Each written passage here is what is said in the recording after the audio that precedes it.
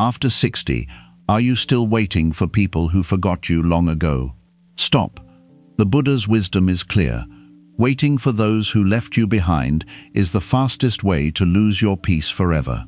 In this video, discover how to break free, heal your heart, and live with unbreakable inner strength, no matter who abandoned you. Watch until the end. Your peace depends on it. 1. Stop sitting beside a closed door. After 60, one of the hardest truths to accept is that some doors have already closed, but the heart is still sitting beside them, waiting for a sound, a message, a visit, a small sign that someone still remembers. You keep looking toward the same people, hoping they will return with the love, respect, and gratitude you once gave them. But Buddhist wisdom teaches that suffering begins when we cling to what has already changed. A closed door does not open because you cry beside it. A silent person does not become caring because you keep missing them. The more you wait, the more your mind turns absence into punishment. Life is not asking you to hate them. Life is asking you to wake up. If they forgot you, let their forgetfulness become your teacher, not your prison. Breathe deeply and see clearly. Your peace is not behind that door. Your remaining years are too precious to spend begging the past to become kind again.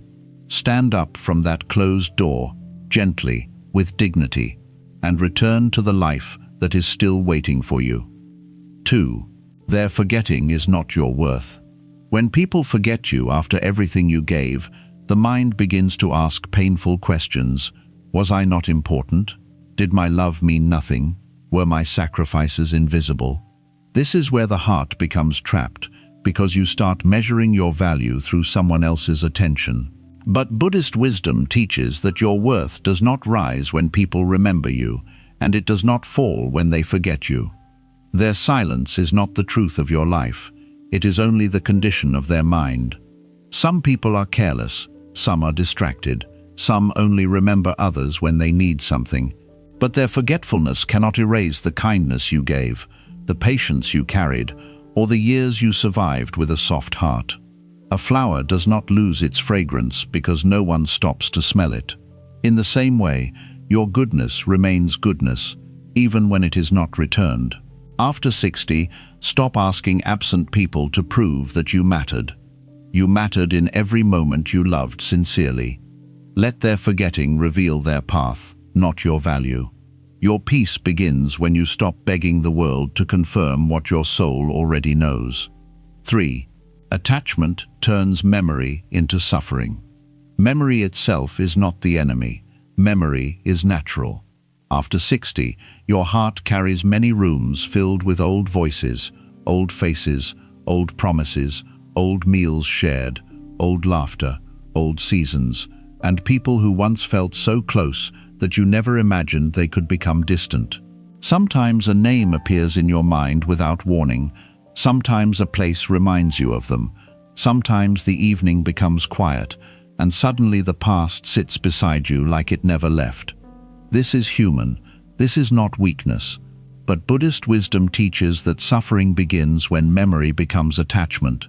To remember is simple. To cling is painful. You can remember someone and still remain peaceful. But when the mind grabs that memory and says, "Why did they leave? Why did they forget me? Why do they not care like before? How could they live so easily without me?" Then the memory becomes a wound. The past is no longer just something you recall.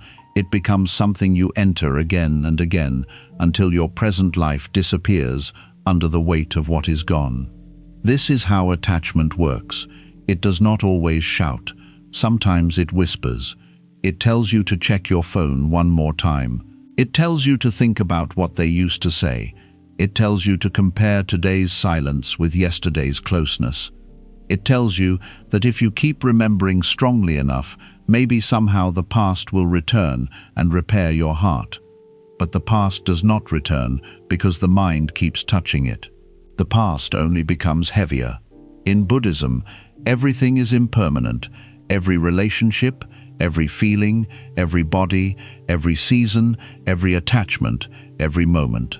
The mistake is not loving people. The mistake is expecting life to freeze them in the form that once comforted you. The person who used to call may stop calling.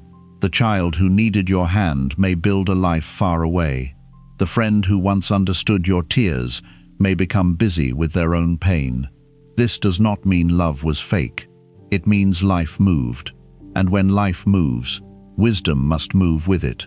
If you keep holding people in the shape they had years ago, you will suffer every time reality shows you who they are now. You will keep loving a version of them that no longer exists. You will keep waiting for old warmth from a present person who has become cold. You will keep asking today to behave like yesterday. This is one of the deepest causes of pain in old age, not loneliness itself, but the refusal to let changing things change. So when memory comes, do not fight it. Fighting memory only gives it more power. Sit with it like a passing cloud. Notice it. Name it gently. This is longing. This is sadness. This is the mind remembering. This is attachment asking to be fed. The moment you name it, you are no longer completely trapped inside it. You become the witness, not the prisoner. Take one slow breath and return to now. Look around the room. Feel your hands. Feel your body sitting here in this present moment. Hear the sounds around you. Notice that the memory is appearing inside the present, but it is not stronger than the present. The person may be gone, the relationship may have changed, the door may be closed, but your breath is still here. Your awareness is still here. Your life is still here. This is the practice. Not to erase the past, not to pretend you were never hurt, not to become hard and say, "I do not care." The practice is to care without clinging, to remember without drowning, to love without chaining your peace to someone who has already walked away. After 60, your heart deserves a softer way to live.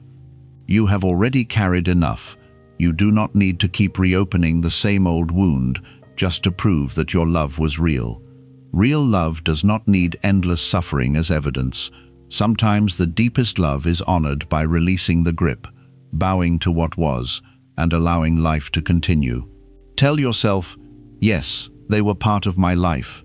Yes, I loved them. Yes, their absence hurts. But I will not turn memory into a home. I will not live inside what no longer lives with me. This is not forgetting. This is freedom, because the people who forgot you may never return in the way your heart once hoped. They may never explain. They may never apologize. They may never understand how long you waited, but your healing cannot depend on their awakening. Your peace cannot wait for their maturity. Your final years cannot be spent inside a memory that keeps asking for what reality does not give. Let the memory come. Let the feeling rise. Let the tears appear if they must. Then breathe, soften your hands, and let it pass. A memory is only a visitor. Do not make it your master. 4. Come back to the breath before you chase people. When loneliness becomes sharp, the first instinct is to reach outward. You want to call someone who barely listens. You want to send a message to someone who has already shown you distance. You want to remind people that you are still here, still breathing, still waiting, still carrying love for them. But before your hand reaches for the phone, Buddhist wisdom asks you to pause and return to the breath. Because many times you are not truly looking for the person, you are looking for relief. You are looking for something to quiet the ache inside your chest. You are hoping one reply, one visit, one soft word will make you feel less forgotten. But if your peace depends on someone answering, then your peace is no longer yours. It becomes a small object, placed in the hands of people who may not even know how carefully they are holding it. This is why the breath is so important. The breath brings you back from begging. The breath brings you back from panic. The breath brings you back from the story your mind is creating. When the mind says, "They forgot me," breathe. When the heart says, "I cannot bear this silence," breathe. When the old wound says, "Please make them remember me," breathe. Sit still for a moment. Feel the air entering your body. Feel the air leaving your body. Do not force peace. Do not pretend you are fine. Just return to what is real in this moment. The person may not be here, but the breath is here. The message may not come, but the breath comes. The door may stay closed, but the breath keeps opening and closing inside you like a quiet temple bell. In Buddhism, mindfulness means returning to the present before the mind drags you into suffering. The mind loves to run. It runs to the past and remembers who loved you before. It runs to the future and imagines dying alone, being forgotten forever, becoming invisible to the people you once cared for. But the breath does not run. The breath stays with you. It says, come back, come back, come back.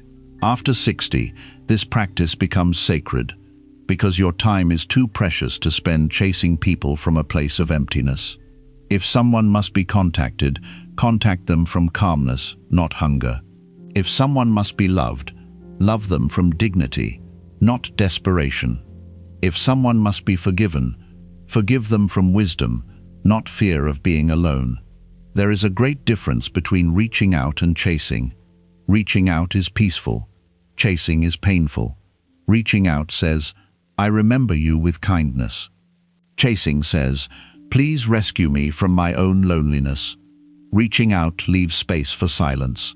Chasing becomes destroyed by silence. Reaching out comes from love. Chasing comes from attachment. And attachment always makes the heart smaller. So before you chase, breathe until you can see clearly. Ask yourself, am I contacting them because my heart is open or because my wound is speaking?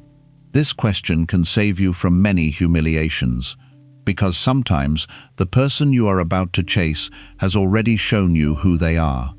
They did not forget because they lost your number. They forgot because your presence no longer lives in their attention the way it lives in yours. This is painful, but it is also freeing. When you stop chasing, you begin to see who comes naturally. You begin to see who remembers without being begged. You begin to see who carries love without being reminded. And you also begin to see yourself, maybe for the first time in years. You see how much energy you have spent trying to stay alive in other people's minds. You see how often you abandoned your own peace just to ask for a little warmth from someone else. The Buddha taught that craving creates suffering. Craving is not only for money, food, comfort, or status. Craving can also be emotional. Craving for attention, craving for apology, craving for someone to finally understand, craving for the past to become alive again, craving for a careless person to suddenly become gentle. But craving does not bring peace. It brings more thirst. The more you chase, the more thirsty you become. Even if they reply, your peace lasts only for a moment. Then you need another reply, another call, another proof, another sign. This is not freedom. This is dependency, wearing the mask of love. Come back to the breath. Let one breath teach you that you can survive this moment without chasing. Let the next breath teach you that silence cannot kill your soul. Let the next breath teach you that being forgotten by people is painful, but forgetting yourself is worse. You have lived many years. You have seen people come and go. You have watched seasons change, bodies age, promises fade, and relationships shift. Still, something inside you remained. That quiet awareness, that witnessing presence, that part of you which can observe pain without becoming pain. This is where your freedom begins. When you breathe mindfully, you are no longer only the abandoned one. You are the observer of abandonment. You are no longer only the lonely one. You are the awareness noticing loneliness. You are no longer only the person waiting. You are the one who can choose to stop waiting. This is the beginning of liberation. Not dramatic, not loud, not visible to the world. Just one old habit breaking in silence. One hand moving away from the phone. One heart choosing not to beg. One breath becoming stronger than one memory. After 60, do not underestimate these small victories. Every time you breathe instead of chasing, you take your dignity back. Every time you pause instead of pleading, you loosen the chain of attachment. Every time you sit with loneliness, instead of running from it, you teach your heart that it is not helpless. And slowly, the silence changes. At first, silence feels like rejection. Then, with practice, silence becomes space. Space to rest. Space to heal. Space to hear your own soul again. Space to realize that your life is not empty just because certain people are absent. The room may be quiet, but quietness is not always loneliness. Sometimes quietness is the doorway to wisdom. So when the urge comes, do not obey it immediately. Pause. Breathe. Place your attention gently on the rising and falling of your chest. Say to yourself, in this moment, I return to myself. This does not mean you will never speak to them again. It means you will not speak from desperation. It means you will not offer your heart to people as if your dignity has no value. It means you will not turn your final years into a long search for attention from those who forgot how to care. Let the breath hold you before you ask people to hold you. Let the present moment receive you before you run toward those who abandoned the present with you. Let your own awareness become a refuge, because one day you will understand the peace you were begging from others was quietly waiting inside your own breath. 5. Practice compassion without begging for love. There is a very painful confusion that happens after 60. You think because you are kind, you must keep waiting. You think because you are compassionate, you must keep accepting neglect. You think because you understand people, you must keep making excuses for those who only remember you when they need comfort, help, money, advice, or emotional shelter. But Buddhist wisdom teaches something deeper. Compassion does not mean abandoning yourself. Compassion does not mean sitting hungry outside someone's heart, hoping they will finally open the door. Compassion does not mean turning your remaining years into a place where careless people can come and go whenever they want, while you silently suffer and call it love. True compassion is awake. True compassion has wisdom inside it. True compassion can bless others without becoming chained to them. You can understand why someone became distant and still stop chasing them. You can forgive someone for forgetting you and still refuse to keep waiting for them. You can wish peace for people who hurt you and still protect the little peace you have left. This is not bitterness. This is maturity. Many people mistake attachment for love. They say, I love them, so I cannot let go. But often, what they really mean is, I am afraid of who I will be if they never come back. That fear becomes a chain. It makes you accept small crumbs of attention. It makes you feel grateful for one cold message. It makes you forget that love should not require you to lose your dignity. In Buddhism, compassion begins with seeing suffering clearly. You see their suffering. Maybe they are lost in their own desires. Maybe they are busy with their own families. Maybe they are selfish because no one taught them gratitude. Maybe they are trapped in their own ignorance. Maybe they do not even realize how deeply their silence has wounded you. But you must also see your own suffering. You must see the nights you spent waiting. You must see the heaviness in your chest when no one came. You must see how your mind keeps returning to people who are not returning to you. You must see how often you have confused being needed with being loved. And when you see your suffering clearly, you stop treating yourself like you do not matter. This is where self-compassion begins. Self-compassion is not selfishness. It is not pride. It is not saying, I do not care about anyone anymore. It is saying, I also am a living being. I also deserve peace. I also deserve gentleness. I also deserve freedom from unnecessary pain. The Buddha did not teach people to destroy themselves for the sake of attachment. He taught the ending of suffering. And sometimes, suffering ends when you stop begging for love from people who only know how to take. Look deeply at your heart. How many times did you call it compassion when it was really fear? You kept answering because you feared being forgotten completely. You kept giving because you feared becoming useless. You kept waiting because you feared accepting the truth. You kept forgiving too quickly because you feared that if you had boundaries, people would leave forever. But if someone only stays when you have no boundaries, they are not loving you. They are using your softness. A compassionate heart must still have a clear mind. You can say, "May you be happy," and still not give them power over your peace. You can say, "May you be free from suffering," and still not allow them to bring suffering into your final years. You can say, "I forgive you," and still not wait by the window for someone who has made absence their habit. This is the middle path. Not hatred, not begging, not revenge, not emotional slavery, just a quiet, steady heart that sees clearly. After 60, this becomes very important because your energy is sacred. You do not have the same emotional strength to waste on people who come only to disturb your mind. Your days should become lighter, not heavier.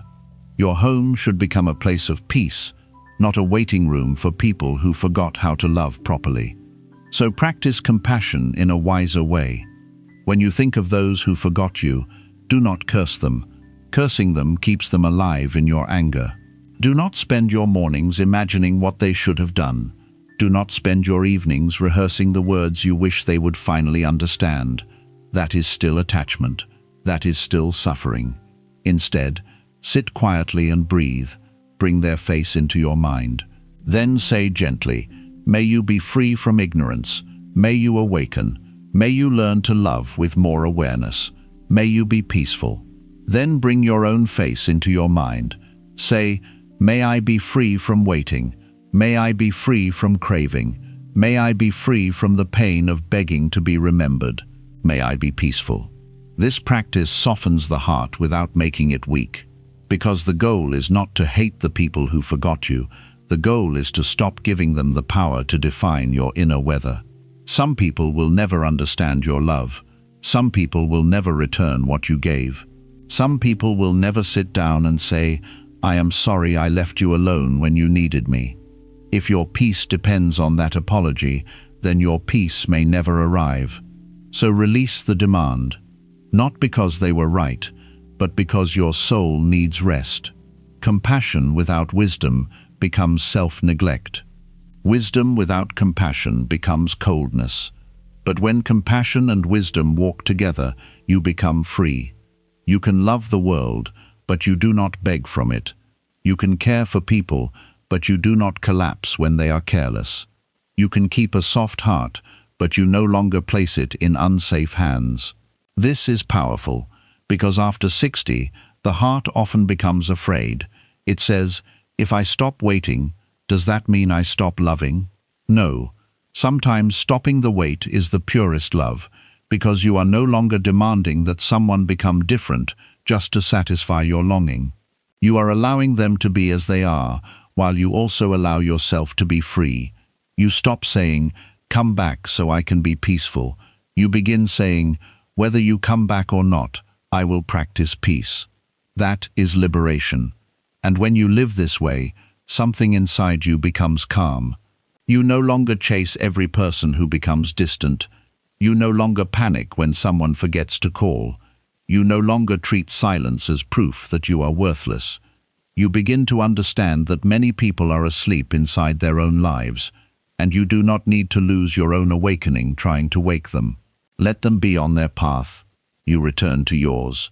Your path is awareness. Your path is peace. Your path is compassion with dignity. Your path is love without begging. So when they remember you only when they need something, pause before you answer from old habit. Ask yourself, can I help without harming myself? If yes, help with a clean heart. If no, step back with a clean heart. You do not need hatred to say no. You do not need anger to protect your peace. You only need clarity. And clarity is one of the greatest gifts of old age. You have seen enough to know that not every person who receives your love can respect it. You have lived enough to know that some people enjoy your kindness but do not value your presence. You have suffered enough to know that waiting for the wrong people can quietly steal the years you still have. So become compassionate but awake. Bless them but stop begging. Forgive them but stop waiting. Love them but return to yourself. Because the heart that keeps begging for love becomes tired, but the heart that practices compassion with wisdom becomes vast. It does not close, it does not break, it becomes like the sky. People may come, people may go, some may remember, some may forget. But the sky does not chase the clouds, it simply remains open, silent and free. 6. Build a life that does not collapse from their absence. After 60, one of the most important Buddhist lessons is this: do not build your peace on people who can leave, forget, change, or become distracted by their own lives. If your happiness depends completely on who calls, who visits, who remembers, and who gives you attention, then your heart will always live in uncertainty. One silent phone can ruin your whole day. One missed visit can make your whole evening heavy. One careless word can pull you back into sadness for weeks.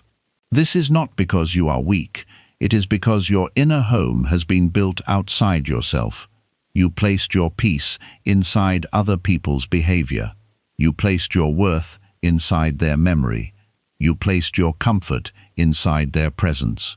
So when they became absent, it felt as if your whole life became empty. But Buddhist wisdom teaches that anything outside you is unstable. People change, bodies age, families separate, children grow into their own worlds, friends disappear into their own concerns. Even the kindest people cannot be your permanent shelter, because they too are impermanent. This is why you must build a life that does not collapse when others are absent. Not a life without love, a life without dependency. There is a difference. Love says, I am happy when you come, but I am still whole when you do not. Dependency says, if you do not come, I disappear. Love gives space. Dependency creates suffering. Love blesses people. Dependency begs people. Love allows the heart to remain open. Dependency turns the heart into a waiting room.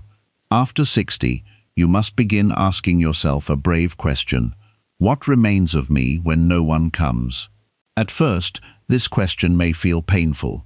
It may open old loneliness. It may bring tears. It may make you remember all the people you cared for who no longer care with the same warmth. But stay with the question. Do not run from it. Inside this question is the beginning of freedom. What remains of you when no one comes? Your breath remains. Your awareness remains. Your wisdom remains. Your ability to sit quietly and watch a morning arrive remains. Your ability to pray, meditate, clean your space, drink tea slowly, walk under the sky, and offer kindness without needing applause remains. Your life is not empty just because certain people are absent. The mind will try to convince you that absence means abandonment. But Buddhism teaches us to look directly, not emotionally. Look carefully. Is the whole world gone, or only one person? Is life truly empty, or is the mind repeating one painful story? Is this moment unbearable, or are you carrying the weight of many old moments at once? When you look deeply, you begin to see that suffering often grows because the mind adds meaning to silence. They did not call, so the mind says, I am forgotten. They did not visit, so the mind says, I am no longer loved. They did not ask about me, so the mind says, my life has no value. But these are thoughts. Painful thoughts, yes, but still thoughts. A Buddhist heart learns to observe thoughts before believing them. You can say, this is the thought of being forgotten. You can say, this is the feeling of loneliness. You can say, this is the wound asking for attention. The moment you notice it, space appears. And in that space, you are no longer completely trapped. This is how an inner life is built. Not all at once. Breath by breath, choice by choice, one quiet morning at a time. Begin with your daily rhythm.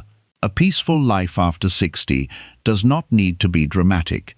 It does not need to impress anyone. It does not need to be seen by the world. It only needs to be steady enough to hold you. Wake up and sit for a few minutes in silence. Before you check who remembered you, remember yourself. Feel the breath. Feel the body. Feel gratitude for one more day. Say inwardly, I am here. I will not abandon myself today. This one sentence can change the direction of your old age. Because many people after 60 wake up and immediately enter the world of absence. They check the phone. No message. They look at the door. No visitor.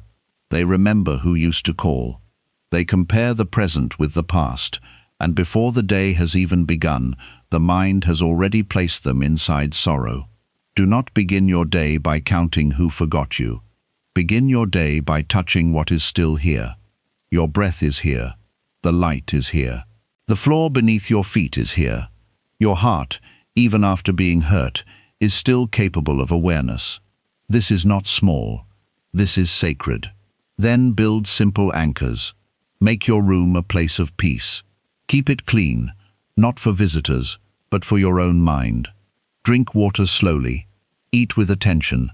Walk if your body allows. Stretch gently. Read a few lines of wisdom. Sit near a window. Listen to the natural sounds around you. Let ordinary things become part of your practice. In Buddhism, peace is not found only in temples. Peace can be found in washing a cup with full attention. Peace can be found in folding clothes slowly. Peace can be found in walking from one room to another without rushing.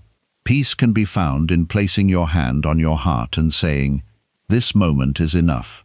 The reason this matters is because waiting makes life narrow. When you wait for people who forgot you, your whole world becomes one door, one phone, one memory, one person, one hope. But when you return to mindful living, the world opens again. Suddenly, there is the sound of rain, there is the warmth of sunlight, there is the taste of tea, there is the quiet dignity of your own presence. You begin to realize that life was not gone, your attention was trapped. Free your attention. This is how you take your life back. Serve where you can, but do not serve from emptiness. If you have strength, help someone, offer a kind word, feed someone hungry, support someone lonely, share wisdom with someone younger, smile at someone who looks tired. These small acts remind the heart that it still has purpose. But remember this carefully. Service is not begging for love. Do not help others just so they will need you. Do not give kindness as a secret bargain for attention. Give because giving cleans the heart. Give because compassion is your nature. Give because it is beautiful to leave softness in the world. And when no one praises you, let the action be complete in itself. This is Buddhist freedom. To act without clinging to reward, to love without demanding return, to serve without becoming attached to being needed. Many people suffer in old age because they miss being necessary. They miss the days when others depended on them. They miss being called, consulted, needed, included. So when people no longer need them in the same way, they feel useless. But your value was never only in being useful to others. You are not a tool that loses meaning when no one uses it. You are a living being with awareness, dignity, and the capacity for awakening. After 60, your purpose may become quieter, but not smaller. Maybe your purpose now is to become peaceful. Maybe your purpose is to release resentment before death comes near. Maybe your purpose is to become a gentle presence in a harsh world. Maybe your purpose is to stop carrying old bitterness and show others what a calm heart looks like. This is not useless. This is profound. Build a life where your inner state matters more than your social circle. Build a life where your peace is not destroyed by someone else's absence. Build a life where your day still has meaning, even if no one knocks on the door. This does not mean you stop loving people. It means you stop making them your oxygen. If they come, welcome them with warmth. If they do not come, remain rooted. If they call, speak kindly. If they forget, do not collapse. This is the strength of a practiced mind. A tree does not chase the birds when they fly away. It remains rooted. Some days branches are full of song. Some days they are empty. But the tree does not forget how to stand. Let your life become like that. Rooted in breath, rooted in awareness, rooted in simplicity, rooted in wisdom. After 60, you do not need a crowded life to have a meaningful life. You need a clear mind. You need a heart that is no longer begging. You need a daily practice that brings you back when loneliness pulls you away. So create your refuge, a chair where you meditate, a walk you take slowly, a prayer or phrase you repeat when the mind becomes heavy, a notebook where you release painful thoughts, a small routine that says, "My life still belongs to me," because the people who forgot you may never understand how deeply their absence hurt you. They may never come back with the apology your heart imagined. They may never sit beside you and say, "I should have remembered you more." But must your peace wait for that day? Must your final years depend on someone else becoming wise? No. Let their absence become a teacher. Let it teach you non-attachment. Let it teach you self-compassion. Let it teach you how to become your own refuge. Let it teach you that a life can become quiet without becoming meaningless. One day, you may sit alone and realize the silence no longer feels like punishment. It feels spacious. It feels clean. It feels honest. You may realize that the people you were waiting for were not the only door into peace. You may realize that your breath has been faithful to you longer than anyone else. You may realize that the present moment never forgot you, even when people did. This is the life that does not collapse. A life built on awareness. A life built on practice. A life built on the understanding that people are welcome, but they are not your foundation. After 60, stop building your home in passing footsteps. Build it in the stillness of your own awakened heart. 7. Let go before life forces you to let go. After 60, life begins to speak in a different voice. It becomes quieter, but more honest. It no longer allows you to hide behind the illusion that there will always be more time. When you are young, you can postpone peace. You can say, "One day I will stop waiting. One day I will forgive. One day I will let go. One day I will live for myself." But after 60, the word "one day" becomes dangerous, because one day is no longer far away. One day is standing very close. This is why Buddhist wisdom asks you to wake up now, not later, now. Let go before life forces you to let go. Because everything you are holding with fear will one day be taken by change. The body changes, the face changes, the strength changes, the house changes, the family changes. The people you love change. The people who once promised to stay may disappear into their own lives. The people you raised may become busy.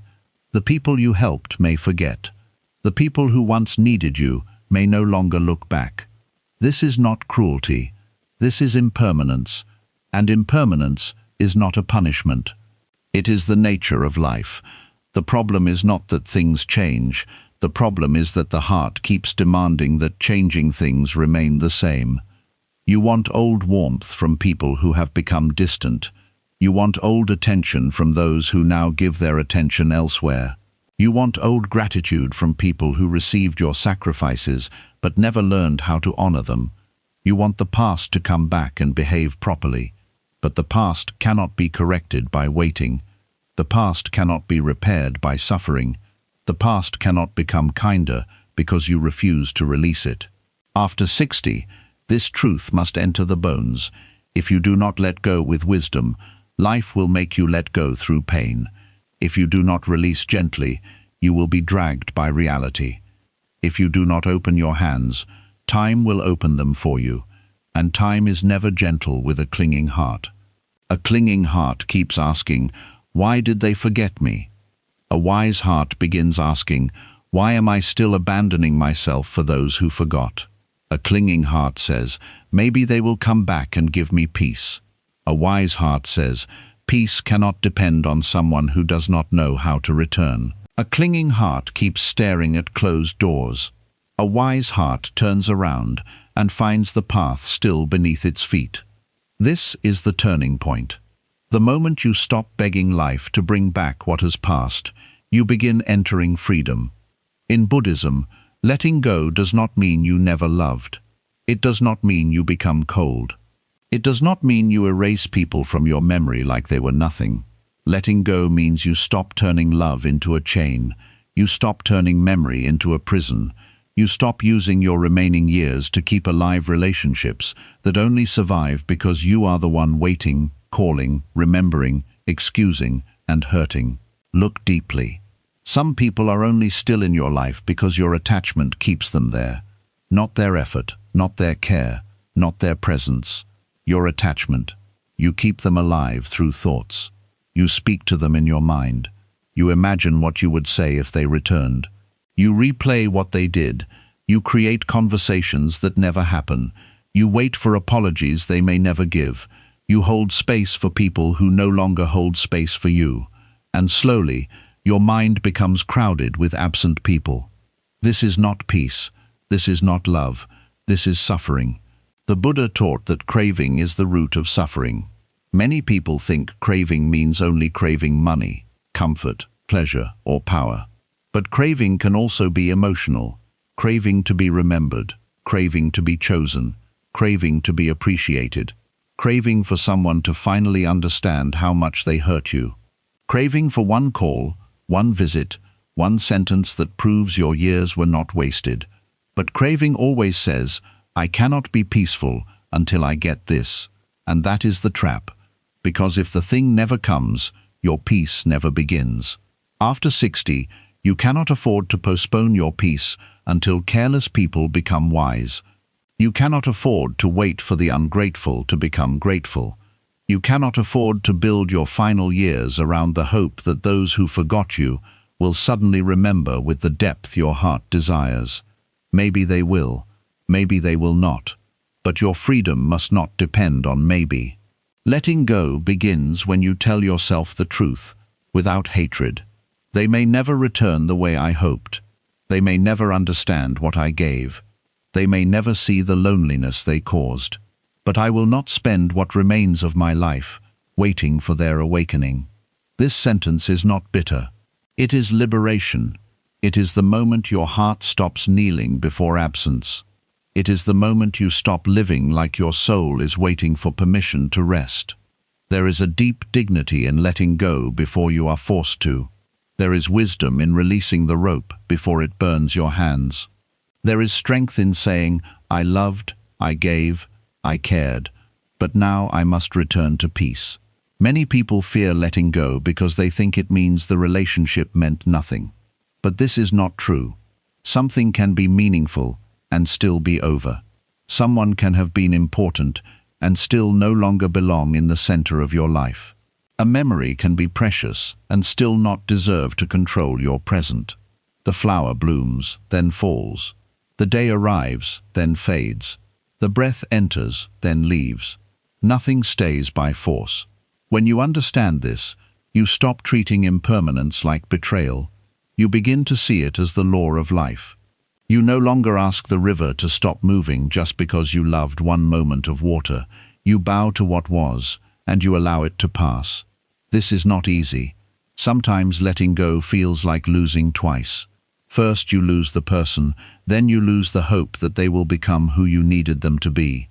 That second loss can hurt even more, because hope can live long after love has become one-sided.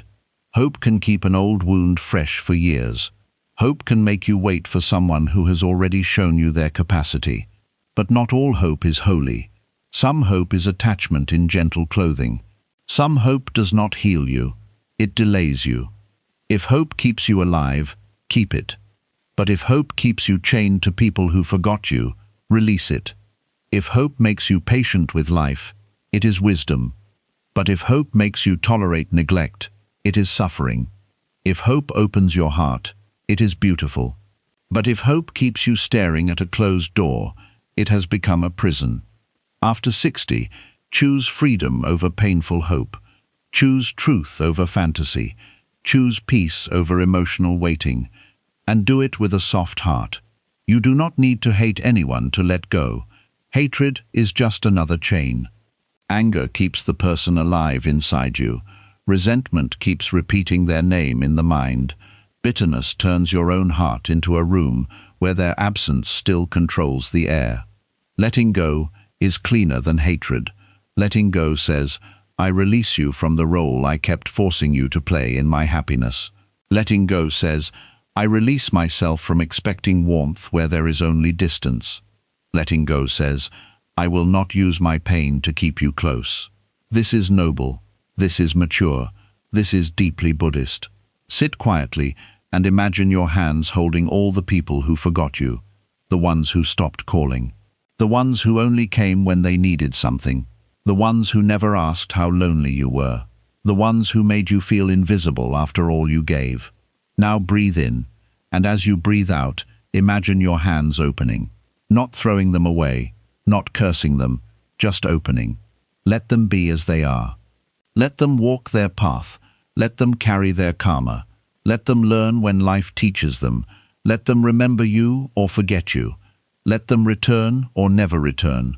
And then turn your attention back to your own breath. This is your path. This is your remaining life. This is the moment you still have. Do not miss it. Because while you are waiting for people who forgot you, the present moment is waiting for you. While you are grieving those who do not come, the morning still comes. While you are listening for a call, your breath is calling you back to yourself. While you are asking, why did they leave? Life is asking, why are you not here? Come back, before too much time is gone. Come back, before loneliness hardens into bitterness. Come back, before your final years are spent worshipping memories that cannot hold you. Let go, before life forces you to let go. Let go, while you can still do it consciously, beautifully, with dignity. Let go while you can still bless them without needing them. Let go while you can still turn your solitude into practice instead of punishment. Let go while your heart can still become lighter. And when the mind says, but if I let go, what will I have left? Answer gently, I will have myself. I will have the breath. I will have this present moment. I will have peace that does not depend on being remembered. This is enough. Not because you never needed love, but because you have finally stopped begging for love from places that became empty. One day, every person must release everything: wealth, status, home, family, body, name, memory, even the identity they protected for so long. Death will ask every hand to open. The wise person practices opening before that final day. The wise person learns to release little by little, so when life changes, the heart does not shatter completely. This is why letting go is not weakness. It is preparation for freedom. It is training for peace. It is the art of dying to attachment before the body dies. And when you learn this, old age becomes less frightening. You stop seeing your remaining years as a slow loss. You begin seeing them as a sacred clearing. A time to drop what is heavy. A time to forgive what no longer needs to be carried. A time to become simple, awake, and inwardly free. Let the people who forgot you be part of your past, not the rulers of your present. Let the silence they left become the space where wisdom grows. Let the absence that once broke you become the doorway through which you return to yourself. After 60, do not wait for everyone to understand your worth. Do not wait for every heart to become grateful. Do not wait for every person to come back and explain their distance. Some doors close without explanation. Some relationships end without ceremony. Some people forget without guilt. But you can still be free without their apology. You can still be peaceful without their return. You can still live deeply without their attention. So open your hands, release the weight, bow to what was, bless what is gone, return to what is here, and let your heart finally rest in the truth. The people who forgot you may never come back, but your life is still calling you forward. If these words touched something deep inside your heart, do not let them remain only as beautiful ideas. Let them become the way you live. Tonight, before you sleep, ask yourself one quiet question. Who am I still waiting for, and what peace am I postponing because of them? Then, close your eyes, take one gentle breath, and remember the Buddha's timeless teaching: everything that comes will one day leave, and everything that leaves is teaching us how to let go. After 60, your greatest treasure is no longer time. It is the peace you choose to protect. Do not spend that precious gift waiting outside doors that may never open again. Walk instead toward the only place that has never abandoned you, the present moment. The people who forgot you may never return, but your peace can, your smile can, your freedom can, and that is more valuable than any message you have been waiting to receive.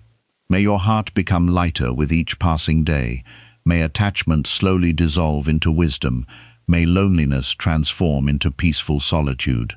May every sunrise remind you that life is still offering you another chance, not to be remembered by others, but to awaken to yourself. If this teaching brought even a little peace into your heart, share it with someone who may also be carrying the quiet pain of waiting. Sometimes a single message of wisdom can free a heart that has been imprisoned for years. And if you wish to continue this journey of inner peace, mindfulness, and timeless Buddhist wisdom, subscribe to Silent Soul Temples, where every teaching is a gentle step toward a calmer mind and a freer heart. Until our next journey together, take care of your mind, protect your inner peace, and remember, the greatest freedom is not when people finally remember you. It is when you no longer need them to. May you be peaceful. May you be free. May your heart finally come home.